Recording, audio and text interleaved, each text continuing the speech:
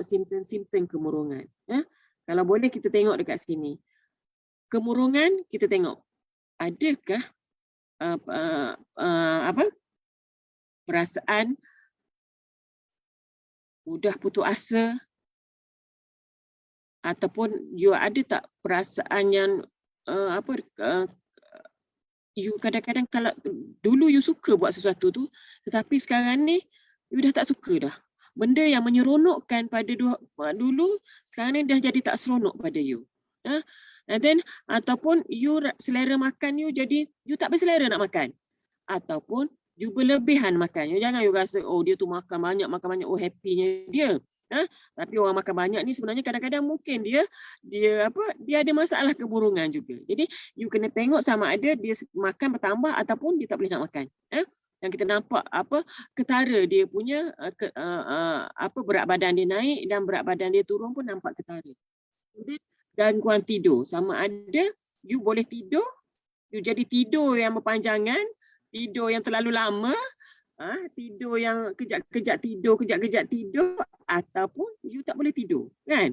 Ada orang kalau saya dia tak mengganggu sangat tidur, kalau saya stres pun tidur tetap boleh tidur, kan? Ada setengah orang kalau stres dia memang tak boleh tidur. Kalau Noliza, you kalau stres tak boleh tidur.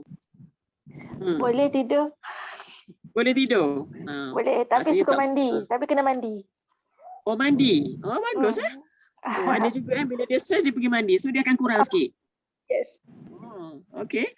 And then mungkin juga berlaku perubahan emosi yang cepat.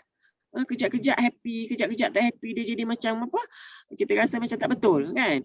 Lepas tu dia rasa cepat letih, dia rasa tak bertenaga. Lepas tu kadang-kadang rasa perasaan rasa benci pada diri sendiri, rasa hopeless, rasa macam lepas tu rasa kita tak ada nak fokus kepada satu perkara, ataupun yang paling parah adalah perasaan ingin membunuh diri. Itu yang paling parah.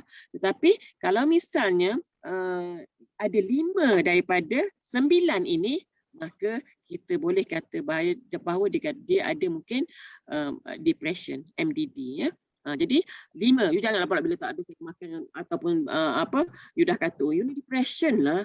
Jangan senang-senang nak diagnose depression ini, ya. Sebab diagnose depression ni oleh orang-orang yang tertentu saja boleh diagnose lepas di measure simptom-simptom. Okay. Jadi kalau kita tengok tadi, kalau kita ada 9, kalau ada 9 tu memang parah lah, ya. Tapi kalau kita ada 5 daripada 9 tadi tu, maka kita mungkin mengalami depression.